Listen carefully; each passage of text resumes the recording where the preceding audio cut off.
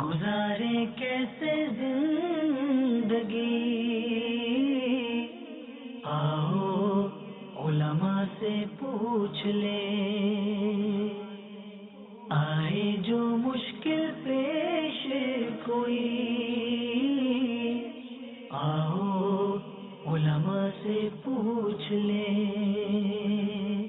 الحمد للہ رب العالمین والصلاة والسلام علی سید المرسلین اما بعد فاعوذ باللہ من الشیطان الرجیم بسم اللہ الرحمن الرحیم الصلاة والسلام علیک یا رسول اللہ وعلی آلک واصحابک یا حبیب اللہ الصلاة والسلام علیک یا نبی اللہ وعلی آلک واصحابک یا نور اللہ۔ میٹھے میٹھے اسلامی بھائیوں اور مدنی چینل کے ناظرین، سلسلہ دارالفتہ اہل سنت میں ایک بار پھر آپ کو مرحبا کہتے ہیں۔ انشاءاللہ عز و جل آج بھی بہت اہم سوالات ہوں گے۔ اگر آپ سلسلے میں آخر تک شامل رہیں گے تو علم دین کا خزانہ آپ کے ہاتھ آئے گا۔ ابتداءً درود پاک کی فضیلت کہ فرمان مصطفیٰ صلی اللہ تعالی علیہ وسلم ہے کہ جب دو دوست آپس میں ملاقات کرتے ہیں اور مصافحہ کرتے ہیں اور نبی صلی اللہ علیہ وسلم پر درود پاک پڑھتے ہیں تو ان کے جدا ہونے سے پہلے دونوں کے اگلے پچھلے گناہ بخش دیے جاتے ہیں۔ صلو علی الحبیب صلی اللہ تعالی علی محمد صلی اللہ علیہ وسلم۔ تو مدنی چینل کے ناظرین کوشش کیجئے اس طرح جب ملاقات ہو، مصافحہ ہو، درود پاک کا سلسلہ ہو تو انشاءاللہ تعالی یہ جو فضائل ہیں یہ انشاءاللہ حاصل ہوں گے۔ آئیے مفتی صاحب ہمارے درمیان تشریف فرما ہیں۔ پہلا سوال میں عرض کرتا ہوں، حضور یہ ارشاد فرمائیں کہ ظاہر موبائل کا بھی دور دورہ ہے، بعض اوقات ایسا ہوتا ہے کہ ان نون نمبر سے ہمارے موبائل میں بیلنس آ جاتا ہے۔ اب جس نمبر سے آیا بعض اوقات اس کا نمبر نہیں ملتا، کوئی ایسی صورت نہیں بنتی، تو اب اس بیلنس کا کیا کیا جائے کیونکہ ہم اس کے مالک نہیں ہیں؟ الحمدللہ رب العالمین والصلاة والسلام علی سید الانبیاء والمرسلین، اما بعد فاعوذ باللہ من الشیطان الرجیم بسم اللہ الرحمن الرحیم۔ لیکن جو بھی انسان کے پاس مال آ رہا ہے وہ چاہے مال مادی صورت میں آ رہا ہے، پیسوں کی صورت میں، یا جو ہے وہ منافع کی صورت میں آ رہا ہے، تو اس حوالے سے محتاط ہونا چاہیے کہ وہ ہمارے پاس جو بھی آئے وہ حلال آئے، حرام مال جو ہے وہ ہمارے پاس نہ آئے، یا جس کے ہم حقدار نہیں ہیں وہ ہمارے پاس نہ آ جائے۔ تو اب جیسے یہ مثال آپ نے دی کہ جو ہے وہ ہمارے پاس بیلنس آ گیا اور کسی ہمارے دوست نے بھی یا اعزاء اقربا میں سے بھی کسی نے ہمیں جو ہے وہ بیلنس نہیں بھجوایا، غلطی سے کسی اور کے نمبر کسی نے ڈلوایا، آپ کا نمبر ڈل گیا، تو اب دو صورتیں ہیں۔ اول تو یہ ہے کہ اگر کمپنی سے رابطہ کر کے وہ بیلنس ریٹرن کرنا جو ہے وہ ممکن ہو، ٹھیک، تو اس کو جو ہے وہ ریٹرن جو ہے وہ کروا دیا جائے، اور اگر جو ہے یہ ممکن نہ ہو تو پھر ایسی صورت کے اندر اس بیلنس کو کی رقم جتنی بھی بنتی ہے، اب چونکہ وہ موبائل میں سے نکل تو نہیں سکتا، تو اب یہی ہے کہ آپ جو ہے وہ اتنی رقم اپنے پاس سے صدقہ کر دیں، کسی مستحق کے زکوٰۃ کو ادا کر دیں اپنی جانب سے صدقہ۔ صحیح، تو یہ کریں گے تو یہ بری الذمہ ہو جائیں گے، پھر اس کی جگہ وہ بیلنس استعمال کر سکتے۔ مدنی چینل کے ناظرین، بعض اوقات جب ایسا سلسلہ ہو جاتا ہے، مثال کے طور پہ بیلنس کا بھی میں نے سوال کیا یا کوئی اس طرح ہمیں رقم مل جاتی ہے تو ہم بڑے خوش ہوتے ہیں کہ یار یہ تو کرم ہو گیا ہم پر، اور مطلب بیلنس فری میں آ گیا اور پیسے مل گئے، لیکن ہم مسلمان اور شریعت کے پابند ہیں تو اسی لیے سوال بھی کیا گیا اور ہمیں یہ حکم بھی پتہ چل گیا کہ جب بھی کوئی ہمیں مال ملے تو اولا ہمیں دیکھنا ہوگا کہ مال کس ذریعے سے ہمیں حاصل ہوا اور اس کا شرعی حکم کیا ہے۔ تو بیلنس اسی میں اب جیسے یہ آپ نے کہا تو اب پیسے کہیں سے مل گئے پڑے ہوئے، تو اب ہو سکتا ہے کہ کوئی دعا کر کے آ رہا ہو کہ یا اللہ جو ہے میری مسئلہ حل ہو جائے، اور اب وہ باہر مسجد سے نکلا، اس کو پیسے کہیں سے روڈ پہ سے پڑے ہوئے مل گئے، کہیں اور سے پڑے ہوئے مل گئے، ہو گیا، تو اب یہ کہ یار یہ تو بس دعا مانگی تھی قبول ہو گئی، ہاتھوں ہاتھ جو ہے وہ مجھے جو ہے وہ امداد ہو گئی۔ کیا بات، تو ایسا نہیں ہے کہ آپ جو ہے وہ اس مال کو جو ہے وہ مال مفت سمجھ کے جو ہے وہ رکھ لیں، صحیح، بلکہ ایسے وقت کے اندر شریعت کے حکم پر عمل کرنا ہوگا۔ جو مال اس طرح ملا ہے تو وہ لقطہ کہلاتا ہے۔ صحیح، لقطے کے احکام یہ ہے کہ آپ اس کی اناؤنسمنٹ جو ہے وہ کریں گے کہ یہ جو ہے وہ کس کے پیسے ہیں، مالک کو تلاش کر کے اس تک پہنچائیں گے، اگر آپ وہ اسے اٹھا لیتے ہیں تو اب آپ اعلان کریں گے۔ مختلف صورتیں ہو سکتی ہیں اعلان کی، کسی جگہ پر ملا ہے تو وہیں پہ آپ اعلان کر دیں کہ بھئی کسی کے پیسے ملے ہیں تو وہ ذرا نشانی بتا کے یا رقم کی مقدار بتا کر مجھ سے جو ہے وصول کر لیں، یا جو ہے وہ کوئی سونے کی چیز مل گئی کسی پارک میں، کسی شاپنگ مال کے اندر، مزارات اولیاء میں ہاں مزارات اولیاء پر جو ہے وہ تو بابا نے عطا کر دیا، ہاں بابا نے جو ہے وہ عطا کر دی، تو ایسی صورت کے اندر ہرگز اسے جو ہے وہ اپنے استعمال میں نہیں لائیں گے، بلکہ اس سے متعلق جو حکم ہے اعلان کا، اس اعلان کے حکم پر عمل کریں گے۔ اب شرما حضوری کے اندر بھی بسا اوقات اعلان نہیں کرتے کہ یار یہ میں کیا جو ہے وہ اب 100 روپے کے لیے اعلان کروں، سارے لوگ جو ہے وہ جمع ہو جائیں گے، تو اعلان جو ہے وہ کرنا ہوگا، احسن انداز میں کریں کہ بھئی کسی کے کچھ پیسے اگر یہاں پر گرے ہیں تو وہ جو ہے وہ رابطہ کر لے، اب جو آپ سے رابطہ کرے اس کو جو ہے وہ بتا کر سوال کر کے جب آپ کو اطمینان ہو جائے کہ اسی کے پیسے ہیں تو آپ اسے جو ہے وہ ادا کر دیں۔ اب اگر وہ جھوٹ بول کر لیتا ہے، آپ نے اپنے طور پہ پورا اطمینان کر لیا تو وہ گناہ گار ہوگا، آپ بری الذمہ ہو جائیں گے، تو یہ خیال رکھنا ضروری ہے۔ ہاں جب اعلان وغیرہ آپ نے کر لیا، کوئی مالک جو ہے وہ نہیں آیا، تو اب ایسی صورت کے اندر جو ہے وہ اچھا پھر اب یہ ہوگا کہ جب وہ مالک نہیں ملا تو اب آپ اس کو کیا کریں، اب اسے سنبھال کے رکھیں گے کہ وہ آپ کے پاس امانت ہے، حتی الامکان حفاظت کے ساتھ سنبھال کے رکھیں گے۔ جب اتنا عرصہ گزر جائے کہ اب ظن غالب ہو جائے کہ اب اس کا مالک اسے تلاش نہیں کرتا ہوگا، تو پھر حکم ہوگا کہ آپ اسے صدقہ کر دیں، کسی غریب کو دے دیں، یا مسجد میں دے دیں، یا مدرسے میں دے دیں۔ صحیح۔ اب یہ ظن غالب یہ مختلف چیزوں کے اعتبار سے مختلف ہو سکتا ہے، کسی کا سونے کا سیٹ جو ہے وہ اس طرح گم ہوا ہے تو وہ سالہ سال تک جو ہے وہ اسے جو ہے وہ تلاش کرے گا، اس کے لیے آپ کو اعلان کے ذرائع بھی جو ہے وہ تھوڑے وسیع کرنے پڑیں گے۔ جہاں سے ملا ہے وہاں کے قریب میں آپ جو ہے وہ کوئی پوسٹر کوئی اس طرح کا لگا دیں، اپنا نمبر لکھ دیں کہ بھئی مجھ سے رابطہ کر لیں، یا وہاں کی انتظامیہ وہ کہہ دیں کہ اگر کوئی آپ کے پاس یہ چیز پوچھتے ہوئے آئے تو آپ میرا نمبر اسے دے دیجیے گا۔ مختلف طریقے ہو سکتے ہیں، چھوٹی موٹی چیز جو ہے وہ گمی ہے تو اس کے اندر پتہ ہے کہ آدمی جو ہے وہ اتنا زیادہ جو ہے وہ اس کے لیے تلاش نہیں کرے گا، تو جب جس چیز کے متعلق جب ظن غالب ہو جائے کہ اب اس کا مالک اسے تلاش نہیں کرتا ہوگا اور یہ شخص اعلان بھی کر چکا ہے، تو اب اس کے لیے حکم ہوگا کہ یہ اسے صدقہ کر دے، کسی غریب کو دے دے، مسجد میں دے دے، یا مدرسے میں دے دے۔ اللہ تعالیٰ ہمیں توفیق دے کہ ہم ان مسائل پر عمل کریں، ہر حاصل ہونے والی چیز کے حوالے سے حکم بیان ہو گیا۔ آئیے آپ کی کالس کو ہم شامل سلسلہ کرتے ہیں۔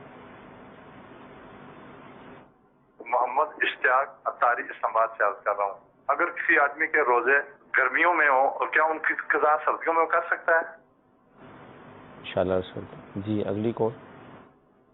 طلاق کے بارے میں ایک مسئلہ پوچھنا تھا۔ لڑکے نے نا اپنی بیوی کو زبانی طور پر طلاق کہہ دیا ہے، تو وہ اور اس کی بیوی حاملہ بھی ہے، تو یہ طلاق ہو گئی ہے یا نہیں ہوئی؟ انشاءاللہ عرض کرتے ہیں۔ جی اگلی کال۔ میرے بھائی کا رمضان مبارک میں ایکسیڈنٹ ہوا، اس نے 5 روزے ہیں، اس پہ وہ کفارہ بھی کیا روزوں کی قضا کریں؟ ٹھیک ہے، جو روزے گرمیوں میں قضا ہوئے اس کی قضا سردیوں میں بالکل کر سکتے ہیں سردی میں۔ اول تو یہ ہے کہ جب روزے قضا ہوئے ہیں کسی عذر کی وجہ سے، بیماری کی وجہ سے، تو اب جب ان پر رکھنے کی طاقت آ گئی کہ وہ روزے اب رکھ سکتے ہیں، ٹھیک ہے، تو ان کو جلد از جلد جو ہے وہ ادا کر لیں کہ موت کا کسی کو معلوم نہیں۔ اب جیسے گرمیوں کے روزے ہوئے ہیں، جیسے اس دفعہ ہمارا رمضان گرمیوں میں تھا، اب ابھی بھی گرمیوں کا موسم ہے لیکن موسم جو ہے وہ اچھا ہے، ٹھنڈا ہے، اس میں روزے رکھے جا سکتے ہیں، تو اب کوئی جو ہے وہ یہ نہیں کہ اب جناب سردیوں میں ہی رکھوں گا، ابھی طاقت ہے تو ابھی ان روزوں کو جو ہے وہ ادا کر لے۔ ہاں ابھی طاقت نہیں ہے، دن چھوٹے ہوتے ہیں، ان میں طاقت ہو جائے گی اور یہ روزے رکھ سکے گا تو بالکل ان روزوں کو رکھنا ضروری ہے۔ بلکہ عمومی طور پہ جو بعض لوگوں کا یہ ذہن ہوتا ہے کہ ہم روزے نہیں رکھ سکتے، تو اس میں فدیے کی طرف چلے جاتے ہیں کہ فدیہ دے دیتے ہیں پیسوں کا، تو فدیے کی طرف جانے کی اجازت نہیں ہے، بلکہ یہی بیان کیا گیا کہ اگر کوئی شخص گرمی میں روزے نہیں رکھ سکتا، سردی میں رکھ سکتا ہے، تو اس کے لیے حکم یہی ہے کہ وہ فدیہ نہیں دے گا، بلکہ وہ اپنے سردیوں کے دن آئیں تو ان روزوں کی قضا کرے۔ یوں ہی لگاتار 30 روزے نہیں رکھ سکتا، لیکن چھوڑ چھوڑ کے رکھے، ایک ایک دو دو تو رکھ سکتا ہے، تو ان کو جو ہے وہ ادا کرے گا۔ تو یوں جو ہے وہ اپنے روزوں کو ادا ہی کرنا ہوگا، اور گرمیوں کے روزے سردیوں میں بھی ادا ہو سکتے ہیں، جتنی جلدی جو ہے وہ استطاعت پائے اس کو جلد از جلد جو ہے وہ ادا کر لیں۔ ٹھیک۔ طلاق کے حوالے سے تھا کہ اپنی زوجہ کو انہوں نے طلاق کہہ دیا جبکہ وہ حاملہ بھی ہیں، اس حوالے سے حمل والی عورت کو طلاق کا ہونا، تو یہ ایک لوگوں میں جو ہے وہ کانسیپٹ پایا جاتا ہے کہ حمل کی وجہ سے طلاق نہیں ہوتی، حالانکہ ایسا نہیں ہے، حاملہ عورت کو بھی طلاق ہو جاتی ہے اور طلاق کی عدت ہوتی ہے، اور قرآن پاک کے اندر جو ہے وہ حاملہ کی عدت بیان کی گئی، چنانچہ اللہ تبارک و تعالی ارشاد فرماتا ہے وَأُولَاتُ الْأَحْمَالِ أَجَلُهُنَّ أَن يَضَعْنَ حَمْلَهُنَّ، کہ جو حمل والیاں ہیں ان کی عدت یہ ہے کہ وہ بچہ جن لیں. صحیح. تو جب ان کی عدت بیان ہوئی تو اس سے پتہ چلا کہ ان کی جو ہے وہ طلاق واقع ہو جاتی ہے. تو حالت حمل میں اگر کسی نے اپنی بیوی کو طلاق دی ہے تو طلاق واقع ہو جائے گی. اب یہ کہ کیا الفاظ کہے طلاق کے لیے، کتنی مرتبہ کہے، کتنی طلاقیں ہوئیں، اس سے متعلق حکم جاننے کے لیے اب پھر دارالافتاء اہل سنت میں یا اپنے قریب میں کسی سنی بڑے مفتی صاحب سے رابطہ کر کے وہاں سے پورے جو ہے وہ فتویٰ تحریری طور پر حاصل کر لیں. سنی سنائی باتوں پہ طلاق کے مسئلے کے اندر عموماً لوگ جو ہے وہ فیصلہ کر لیتے ہیں اور پوری زندگیاں اس کے اوپر گزار دیتے ہیں، حالانکہ وہ سارا زندگی جو بعد کی گزر رہی ہوتی ہے بسا اوقات جو ہے وہ ایسے لوگوں سے پوچھ کر مسئلہ جن کو مسائل کا علم ہی نہیں ہوتا، دین سے ناواقف ہوتے ہیں، اس کے اوپر عمل کرتے ہیں، ساری زندگی جو ہے وہ حرام کاری کے اندر گزار دیتے ہیں، خدا نخواستہ آگے اولاد جو ہے وہ ناجائز ہو جاتی ہے. تو ایسے معاملے کے اندر بہت زیادہ احتیاط کی حاجت ہے. ایون کہ آپ اس بات سے اندازہ لگائیں کہ جب فون پر بھی ہم سے کوئی مسئلہ پوچھتا ہے تو طلاق کے مسئلے میں انہیں یہی ہدایت کی جاتی ہے کہ آپ اس کے لیے دارالافتاء تشریف لائیں، کیونکہ بسا اوقات جب سامنے بیٹھ کر بات کرتے ہیں تو بات کچھ کی کچھ نکلتی ہے. سائل فون پر جو ہے وہ مسئلہ جو ہے وہ خود پوچھ رہا ہوتا ہے، لیکن وہ اپنے حساب سے یہ سمجھ رہا ہوتا ہے مسئلہ فقط اتنا سا ہے، اس سے پہلے اور جملے بول چکا ہوتا ہے، کیونکہ طلاق کے جملے ایک تو صریح ہیں جیسے طلاق ہے، اس کے علاوہ بھی کئی جملے ہیں، آزاد کر دیا، فارغ کر دیا، دیگر جملے ہیں جو کہ کنایات میں شمار ہوتے ہیں، ان سے بھی طلاق واقع ہو جاتی ہے. تو جو پوچھنے والا ہوتا ہے وہ فقط طلاق کو سمجھ رہا ہوتا ہے، وہ پیچھے والے جملوں کی گفتگو ہی نہیں کرتا. جب دونوں فریقین بیٹھتے ہیں، لڑکی والے، لڑکے، شوہر بیوی دونوں بیٹھتے ہیں، گفتگو ہوتی ہے، تو پھر معاملہ کھلتا ہے کہ جناب اس سے پہلے بھی طلاقیں ہو چکی تھیں اور یہ تو اب بات یہ پوچھی جاتی ہے کہ ایک طلاق دی ہے. جب بات کھلتی ہے تو مطلب پہلے تو 3 جو ہے وہ دے چکے ہوتے ہیں. تو اب اس طرح کے معاملات میں پھر بعض افراد یوں بھی کرتے ہیں کہ دوسروں کا سائل بن کر جو ہے وہ طلاق کا مسئلہ پوچھتے ہیں کہ آپ ہمیں بتا دیں کہ جو ہے وہ یہ معاملہ ہوا. تو اس میں بھی احتیاط ضروری ہے. جن کا معاملہ ہے ان کو لے کر آپ خود حاضر ہو جائیں دارالفتاء کے اندر، کیونکہ آپ اس کا معافی ضمیر پورا بیان کر سکے یہ ضروری نہیں ہے. بہت ساری باتیں آپ سے ہم پوچھیں کہ جناب اس بارے میں کیا معاملہ ہوا تھا، آپ نہیں جانتے، وہ تو شوہر اور بیوی کے درمیان آپس میں معاملہ ہوا ہے، کیا الفاظ کہے، کیا جھگڑا ہوا تھا. تو بہت احتیاط کی حاجت ہے طلاق کے مسئلے کے اندر. ہر کسی کی بات سن کر کہ جناب نہیں کچھ نہیں ہوتا، ہو جاتا ہے، صلح کروا دیتے ہیں، اتنے لوگوں کو کھانا کھلا دیں، یہ ساری جو ہے بے سر و پا باتیں ہیں. قرآن و حدیث کے مطابق باقاعدہ کسی مفتی کے پاس حاضر ہو کر تحریری فتویٰ حاصل کر لیں، کیونکہ آئندہ اس کے اوپر زندگی جو ہے وہ گزارنی ہے. اگر جو ہے وہ طلاقیں کم ہوئی ہیں اور آئندہ زندگی گزار سکتے ہیں وہ، تو ان کے پاس کسی بھی موڑ پر کل کو جھگڑا ہو جاتا ہے، کوئی ایسا معاملہ آ جاتا ہے کہ جب یہ بات جاننا ضروری ہے کہ جناب پیچھے کیا ہوا، تو اب اس وقت وہ فتویٰ موجود ہوگا کہ جناب زندگی کو اس موڑ پر اگر یہ واقعہ پیش آیا تھا تو اس وقت ہم نے یہ فتویٰ حاصل کر کے جو ہے وہ رہنمائی لی تھی اور اس پر عمل کیا تھا. ورنہ یہ ہوتا ہے کہ بھول جائیں گے لوگ، بعد میں جو ہے وہ بیوی کہہ رہی ہوتی کہ نہیں 3 طلاقیں دی ہوئی تھی مجھے، شوہر کہتا ہے نہیں 2 لی تھی، ان مولانا صاحب سے پوچھا تھا. اچھا مولانا صاحب بھی وہاں سے جو ہے وہ موو ہو گئے، وہ کہیں اور جو ہے وہ چلے گئے، اب کس کے پاس آپ جائیں گے، کس سے جو ہے وہ تفصیل لیں گے. تو یہ ضروری ہے کہ جب آپ حاضر ہوں تو مکمل تفصیل بتا کر احتیاطاً تحریری فتویٰ جو ہے وہ لے لیں اور پھر وہ اپنے خاندان کے بڑوں میں سامنے رکھ کر اس میں جو حکم شریعت ہے اس کے اوپر عمل کریں. مدنی چینل کے ناظرین، اس حوالے سے پتہ چلا ہمیں کہ طلاق کا جو معاملہ ہے یہ کتنا نازک ہے. اس کے لیے دارالفتاء اہل سنت یا جو جس طرح ارشاد فرمایا کسی سنی جو مفتی عالم ہیں ان سے رجوع کرنا ہوگا جو آپ کے شہر میں قریب میں کہیں ہو، جب یہ مسئلہ آپ کا حل ہوگا. ایکسیڈنٹ کی وجہ سے 5 روزے ان کے چھوٹ گئے، اب وہ روزے رکھیں یا فدیہ دے کر فارغ ہو جائیں؟ روزہ کا کفارے کا انہوں نے لفظ استعمال کیا، تو کفارہ تو روزہ توڑنے کا ہوتا ہے، روزہ نہ رکھنے کا کفارہ نہیں ہوتا. صحیح. تو روزہ جب ان کے رہ گئے عذر کی بنیاد پر تو یہ ان روزوں کی قضا ہی کریں گے، بعد میں 5 روزے ہی قضا کرنے ہوں گے ان کو. تو 5 روزے ادا کر لیں، فدیہ بھی نہیں دے سکتے اور جو ہے وہ کفارہ بھی ان پر لازم نہیں ہے، فقط 5 روزے جو ہے وہ قضا کر لیں. ہاں روزے کی قضا کے اندر یہ ضروری ہے کہ روزے کی جب قضا روزے کی نیت کریں گے آپ تو اس میں رات سے نیت ہونا ضروری ہے روزے کی، یعنی سحری کی اور صبح صادق سے پہلے نیت ہو کہ میں روزہ رکھ رہا ہوں. تو اب اگر جو ہے وہ کسی دن جو ہے وہ نیت رات میں نہیں کی اور سحری میں آنکھ نہیں کھلی، اب آنکھ کھلی ہے کہ صبح صادق ہو چکی ہے، صحیح. تو اب نفل روزے میں اور رمضان کے روزے کے اندر تو ہم یہی بتاتے ہیں، اور مسئلہ یہی ہے کہ آپ اب بھی نیت کر لیں تو روزہ ہو جائے گا ظہوہ کبریٰ سے پہلے جسے عوام زوال کا وقت کہتے ہیں. لیکن قضا روزے میں ایسا نہیں ہے. اگر اس میں آپ نے رات میں نیت نہیں کی، صبح صادق سے پہلے نیت نہیں کی، صبح صادق ہو گئی، اب آپ چاہتے ہیں کہ آج موسم اچھا ہے، چلیں بھلے جو ہے وہ دیر سے اٹھاؤں لیکن میں نیت قضا کی کر لیتا ہوں، اب آپ قضا کی نیت نہیں کر سکتے کہ اس میں رات سے نیت ضروری. ٹھیک. اچھا یہ ارشاد فرمائیں، جیسے یہ جو میں نے ابھی کہا کہ فدیہ، شاید یہ ہو سکتا ہے میرے اپنے محسوسات ہوں کہ عوام جو ہے نا وہ کفارہ اور فدیہ اس میں واضح فرق وہ شاید نہیں سمجھتے. کفارے کو وہی سمجھتے ہیں پیسے دے کے جان چھڑی جائے گی، تو اس کو ذرا کا تھوڑا واضح ہو جائے. دیکھیے فدیہ تو یہ ہے کہ ایسا شخص جو کہ بوڑھا ہے اور بڑھاپے کی وجہ سے روزہ رکھنے پر قادر نہیں ہے، نہ سردی میں نہ گرمی میں، نہ لگاتار، نہ جو ہے وہ وقفے سے، تو اب آئندہ زندگی میں بھی اس کو یہ امید ہی نہیں ہے کہ ایسی طاقت میرے اندر آئے گی، اور یہ معاملہ بڑھاپے کی وجہ سے، کسی بیماری کی وجہ سے نہیں. تو بڑھاپا تو چونکہ اس کے بعد کوئی جو ہے وہ اور اسٹیج ہے ہی نہیں، صحیح. تو ایسے شخص کو فدیے کی اجازت ہوتی ہے کہ وہ اپنے روزوں کی جگہ فدیہ ادا کرے، یعنی ایک صدقہ فطر کی مقدار ہر ایک روزے کے بدلے میں ادا کرے. ٹھیک. کفارہ ہوتا ہے روزہ توڑنے کا. صحیح. روزہ توڑنے کا جو کفارہ ہوتا ہے، جب کفارے کی تمام شرائط پائی جائے تو اس میں کفارہ کیا ہے، وہ لوگ یہ سمجھتے ہیں کہ 60 مسکینوں کو کھانا کھلا دیا جائے. صحیح. حالانکہ ایسا نہیں. کفارہ تو یہ ہے کہ آپ کو ایک روزہ قضا کا اور 60 روزے 2 ماہ کے مسلسل روزے رکھنے ہوں گے. بیچ میں اگر ایک دن بھی گیپ ہو گیا تو پھر دوبارہ نئے سرے سے شروع کرنے ہوں گے. اب یہاں پہ اکثر لوگوں کا یہ ہوتا ہے کہ جناب جو نہ رکھ سکے وہ کیا کریں. صحیح. تو سیکنڈ آپشن یہ ہے کہ وہ جو ہے وہ صدقہ ادا کرے اور 60 مسکینوں کو کھانا کھلا دے.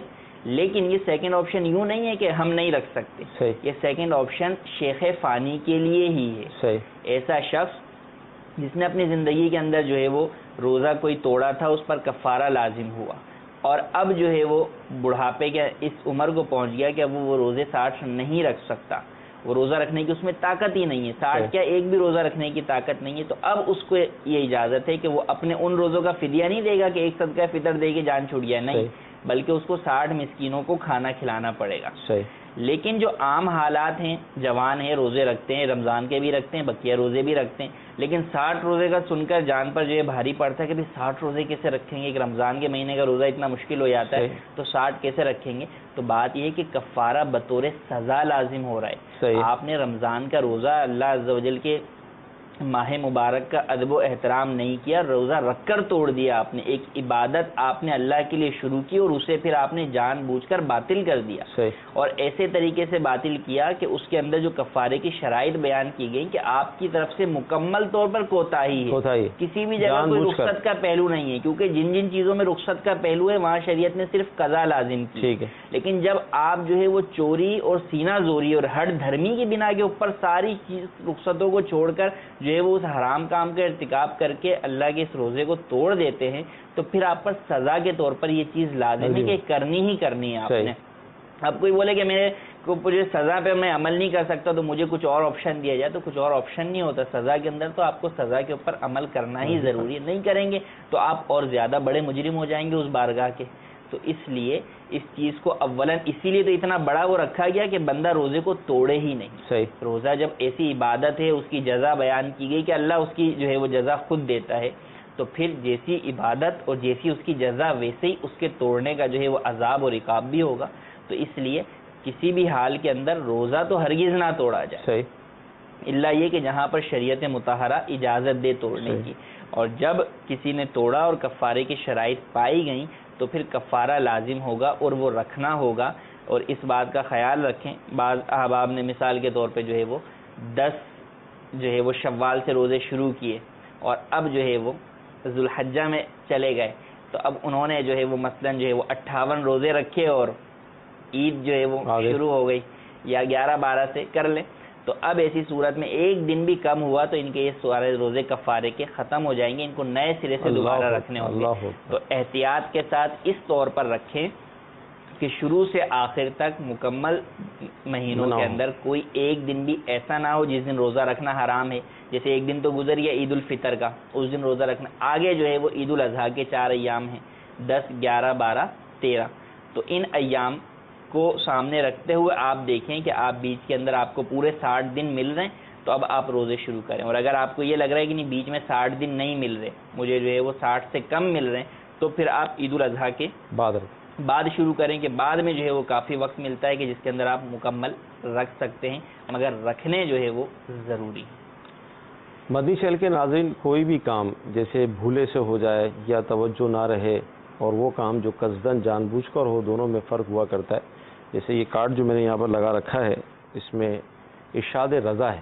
کیا ہے کہ جس نے قصداً یعنی جان بوجھ کر ایک وقت کی نماز بھی قضا کی تو ہزاروں برس جہنم میں رہنے کا مستحق ہوا. ایک نماز کی بات ہو رہی ہے.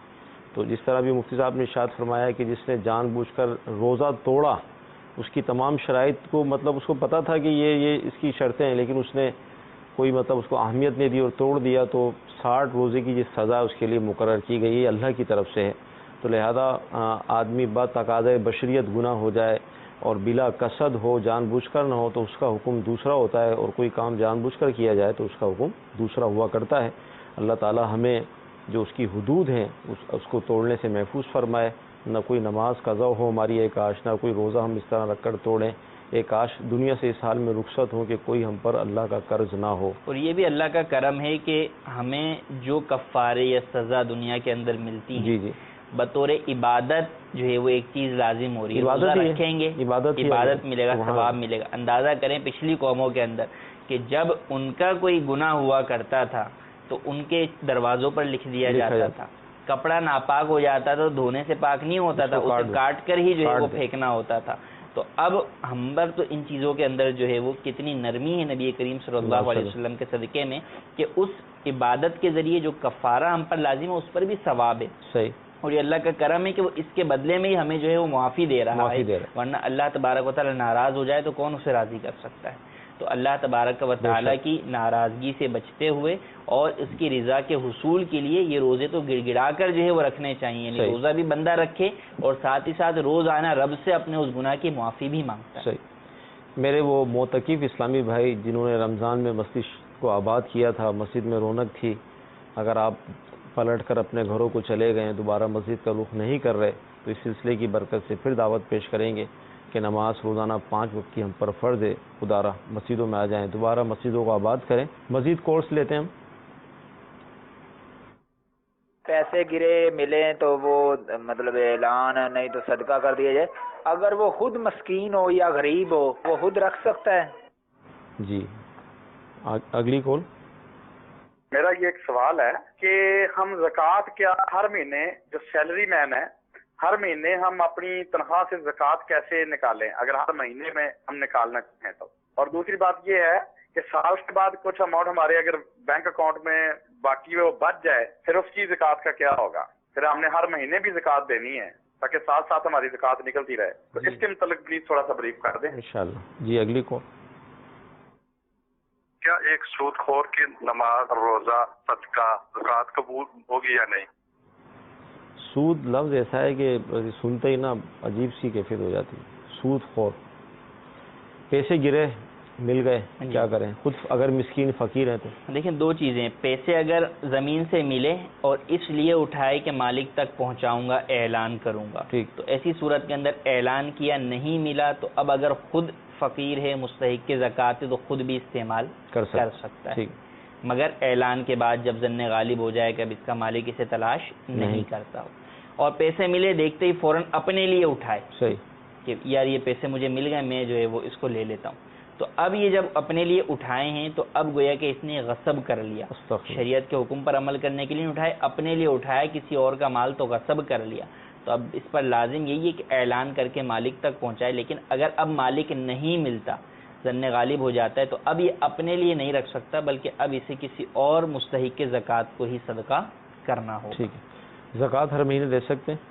زکوٰۃ ہر مہینے دے سکتے ہیں, ایڈوانس زکوٰۃ جو ہے وہ آپ ادا کر سکتے ہیں. اب سیلری کے اوپر زکوٰۃ نہیں ہوتی, زکوٰۃ تو ہوتی ہے جو آپ کا مال جو ہے وہ جمع ہوتا رہتا ہے.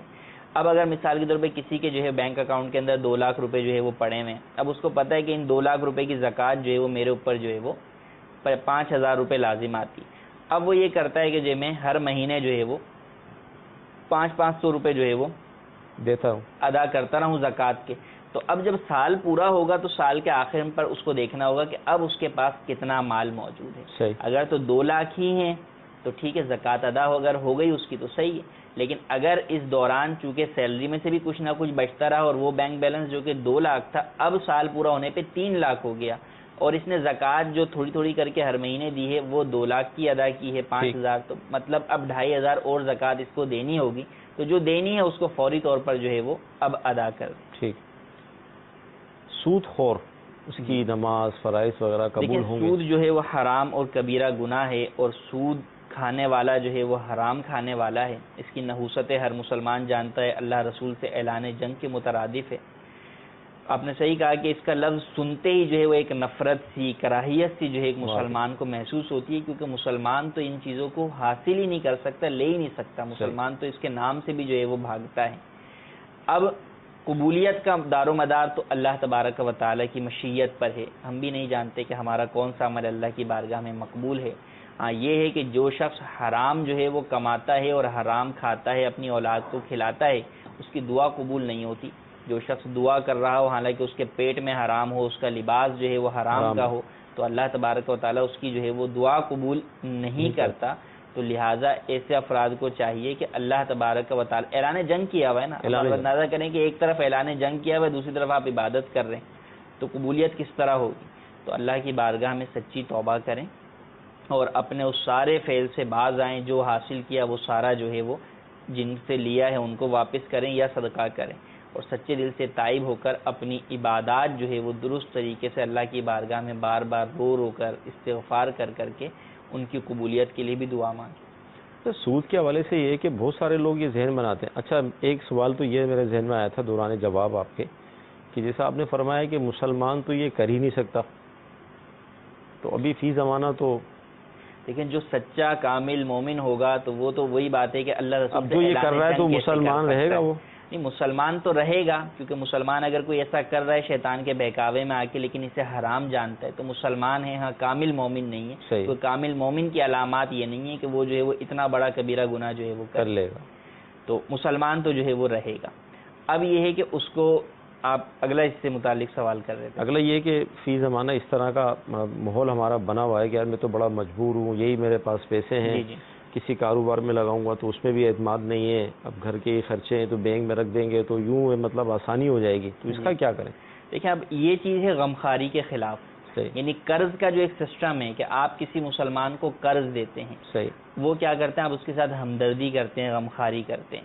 لیکن اگر آپ اس کو کسی عوض کے بدلے میں دیں گے تو غمخواری تو ناپید ہو جائے گی، ہمدردی تو ختم ہو جائے گی، تو بدلے کے بدلے میں بدلہ جو ہے وہ ہو جائے گا.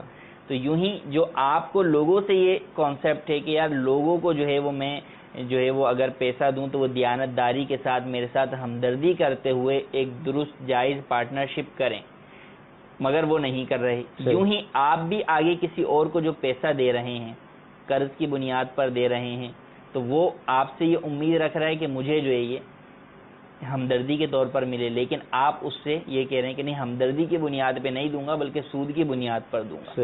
تو جو آپ کو لوگوں سے خطرہ ہے وہی خطرہ آگے والے لوگوں سے آپ کو ہے. اب یوں آپ کہہ سکتے ہیں کہ جناب ادارے ہی ایسے ہیں، ان کو تو کوئی ایسا نہیں، خواہش ہی نہیں ہے کہ کوئی انہیں جو ہے بغیر سود کے قرضہ دے.